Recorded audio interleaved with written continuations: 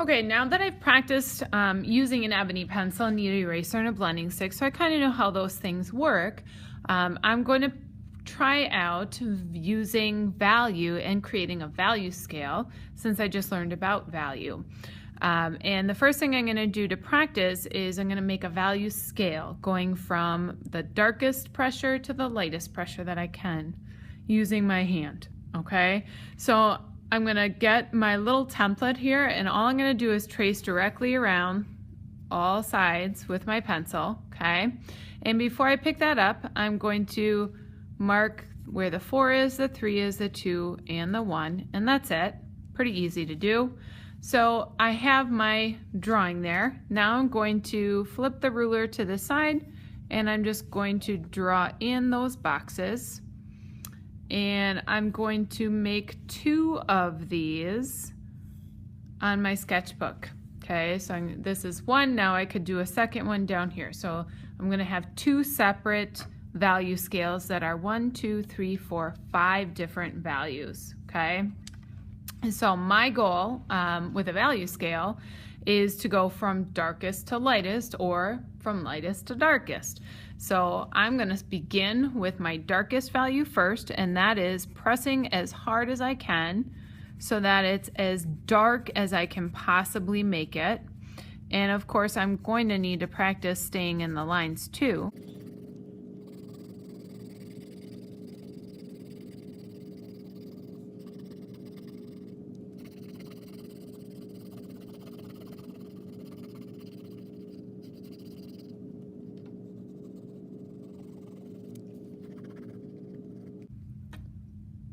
Okay, so I've used my muscle and I have pushed as hard as I can on that ebony to get it really, really dark. Okay, now in a 5-point value scale, I know this one's going to be my darkest, but I also know that I'm going to have white on the other end. So I'm creating 3 different values in between what I imagine is black and white, or the darkest to the lightest.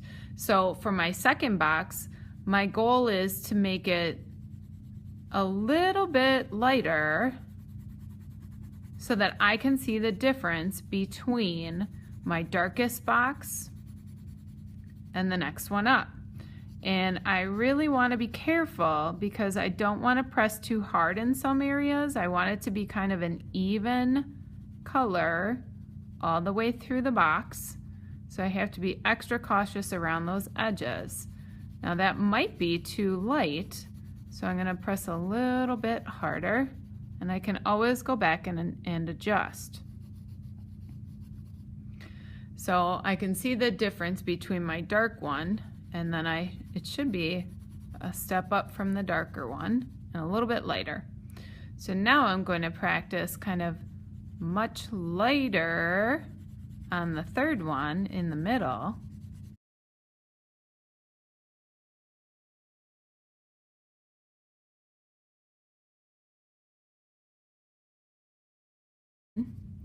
And then my 4th box, which is going to be the one next to my white, I have to really go as light as I can. So you're going to notice that I'm holding my pencil different than I did when I started. So I should see a pretty good progression from dark, little lighter, little lighter, little lighter, all the way to white. Now, to even make that a better transition that's more gradual, slow, right, I'm going to use my blending stick, and I'm going to start with the lightest one first because I don't want my blending stick to be really, really dirty when I get to go on the dark one.